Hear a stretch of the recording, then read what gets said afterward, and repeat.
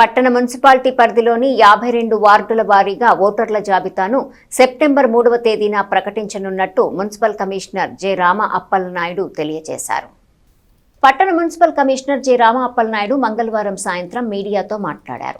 ఎన్నికల కమిషన్ ఆదేశాల ప్రకారం వార్డుల వారీగా ఓటర్ల జాబితాను సిద్ధం చేస్తున్నామని చెప్పారు. గతంలో 40 వార్డులు ఉండేవని చెబుతూ వార్డుల పునర్విభజన ప్రక్రియలో పట్టణంలో 52 వార్డులను నిర్ణయించినట్టు గుర్తు చేశారు. 52 వార్డులకు ప్రభుత్వ ఆమోదం లభించిందని చెప్పారు. ఆ ప్రకారం అన్ని వార్డులకు ఓటర్ల జాబితాను సెప్టెంబర్ 3న ప్రచురిస్తామని వివరించారు. అదేవిధంగా ఇటీవల జరిగిన ఓటర్ జాబితా ప్రత్యేక సవరణ కార్యక్రమంలో భాగంగా నోటీసులు అందిన వారు తన దగ్గర గల ఆధారాలతో సంబంధిత బిఎల్ఓలను కలవాలని కమిషనర్ సూచించారు.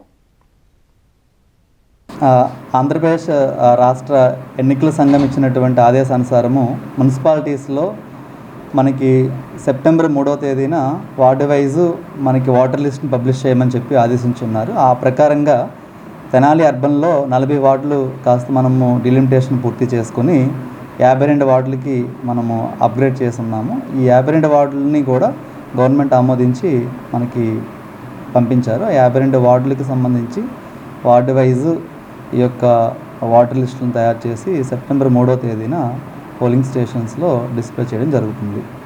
అట్లాగే ఎస్ఐఆర్ కార్యక్రమంలో భాగంగా ఇప్పుడు మనకు ఉండేటువంటి లాజికల్ ఎర్రర్స్ కానీ నో మ్యాపింగ్ కేసెస్ ఇట్లాంటివి ఏవైతే ఉన్నాయి హియరింగ్స్ కండక్ట్ చేస్తున్నారు. కాబట్టి హియరింగ్ నోటీస్ అందుకున్నటువంటి ప్రతి ఒక్క ఓటర్ కూడా కంపల్సరీగా హియరింగ్ హాజరయ్యి వారి దగ్గర ఉన్నటువంటి డాక్యుమెంట్స్ని సబ్మిట్ చేసి విఎల్ఓకి సహకరించాల్సిందిగా కోరుతున్నాను.